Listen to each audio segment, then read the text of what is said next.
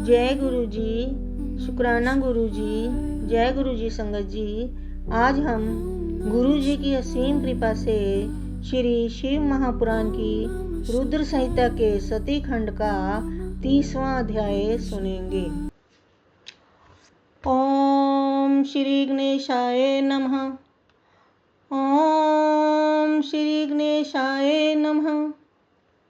गुरुर्ब्रह्मा गुरुर्विष्णु गुरुर्देवो महेश्वरः।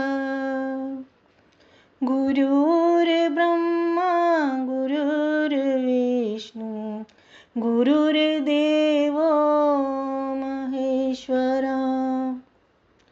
गुरुर्साक्षात् परब्रह्म तस्मै श्री गुरवे नमः। गुरुर्साक्षात् परब्रह्म तस्मै श्री गुरवे नमः।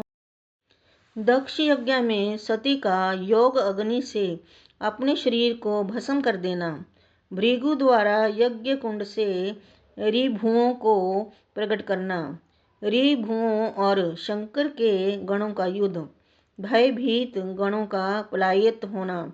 नारद जी बोले, हे विधे, जब दक्ष को संबोधित कर शिव प्रिया सती ने मौन धारण कर लिया तब वहाँ क्या चरित्र हुआ, मुझसे उसे आदर पूर्वक कहिए।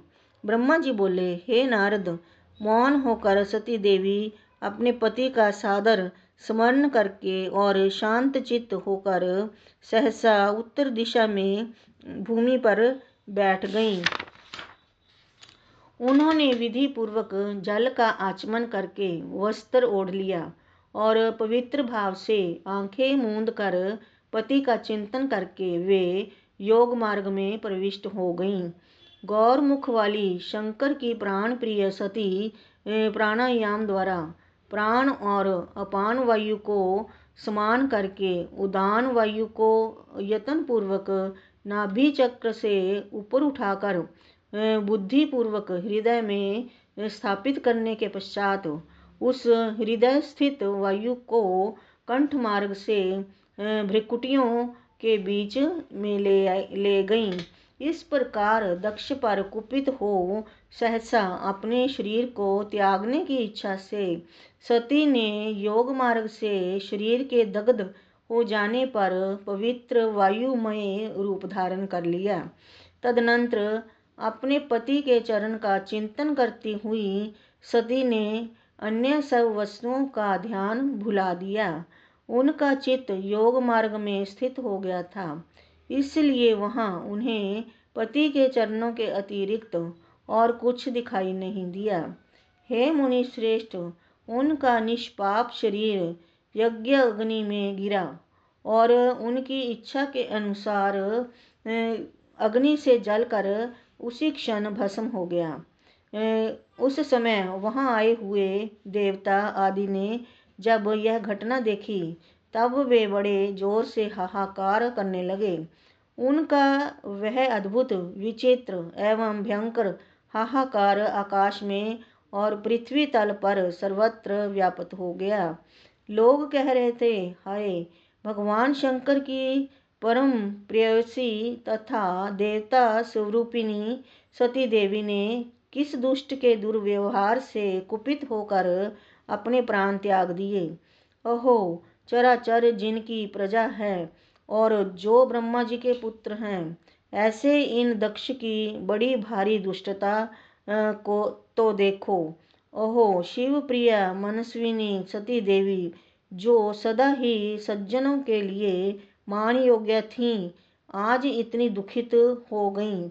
वास्तव में उन दक्ष का हृदय बड़ा ही असहिष्णु है। वे ब्राह्मण द्रोही हैं, इसलिए सारे संसार में उन्हें महान अपयश प्राप्त होगा। इन शंभु द्रोही दक्ष ने प्राण त्याग करने को उद्यत अपनी पुत्री को रोका तक नहीं।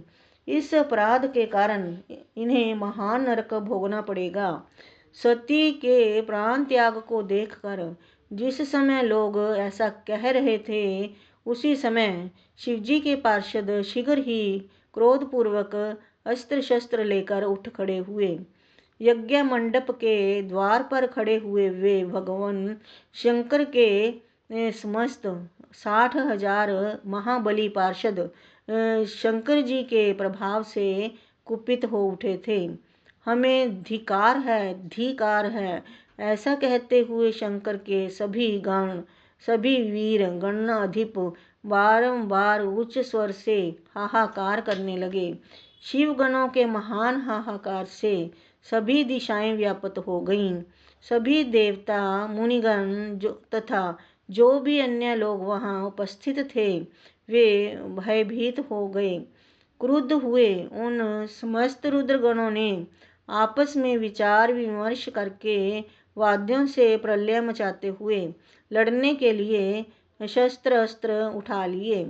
हे देवऋषि, कितने ही पार्षद तो वहां शोक से ऐसे व्याकुल हो गए कि वे अत्यंत तीखे प्राणनाशक शस्त्रों द्वारा अपने ही मस्तक और मुख आदि अंगों पर आघात करने लगे। इस प्रकार 20,000 पार्षद उस समय दक्ष कन्या सती के साथ ही नष्ट हो गए। वह एक अद्भुत सी बात हुई। महात्मा शंकर के जो गण नष्ट होने से बच गए, वे क्रोध युक्त होकर दक्ष को मारने के लिए हथियार उठाकर खड़े हो गए। हे मुने, आक्रमणकारी उन पार्षदों का वेग देखकर भगवान भृगु ने यज्ञ में विघ्न डालने वालों का नाश करने वाले अपहता असुरा रक्षा वेदिसिद्ध इस यजुर मंत्र से दक्षिणा अग्नि में आहुति दी। भृगु के आहुति देते ही यज्ञ कुंड से ऋभु नामक हजारों महान देवता, जो बड़े प्रबल वीर थे, वहां प्रकट हो गए। हे मुनीश्वर, हाथ में जलती हुई लकड़ियों को आयुध के रूप में धारण करने वाले उन सभी के साथ प्रमथ गणों का अत्यंत विकट युद्ध हुआ, जो सुनने वालों के लिए भी रोंगटे खड़े कर देने वाला था। उन ब्रह्म तेज से संपन्न महावीर ऋभुओं के द्वारा सभी ओर से मारे जाते हुए प्रमथ गण बिना अधिक प्रयास के ही भाग खड़े हुए। इस प्रकार उन देवताओं ने उन शिव गणों को तुरंत मार भगाया। यह अद्भुत सी घटना भगवान शिव की इच्छा रूपी महाशक्ति से ही हुई थी। उसे देखकर ऋषि, इंद्र आदि देवता, मरुदगण, विश्वदेव, दोनों अश्विनी कुमार और लोकपाल चुप ही रहे।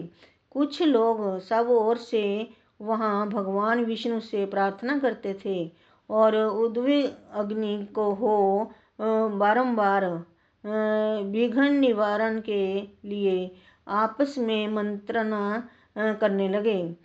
प्रमथ गणों के नाश होने और भगाए जाने से जो परिणाम होने वाला था, उसका भली भांति विचार करके उत्तम बुद्धि वाले विष्णु आदि देवता अत्यंत उद्विग्न हो उठे। हे मुने, दुरात्मा शंकरद्रोही तथा ब्रह्मबंधु पतित ब्राह्मण दक्ष के यज्ञ में उस समय इस प्रकार का विघ्न उपस्थित हो गया।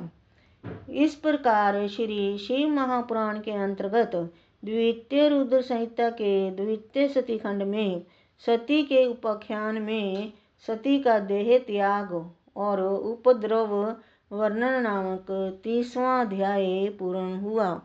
जय गुरु जी। ओम नमः शिवाय। शिव जी सदा सहाय। ओम नमः शिवाय। गुरु जी सदा सहाय। जय गुरु जी।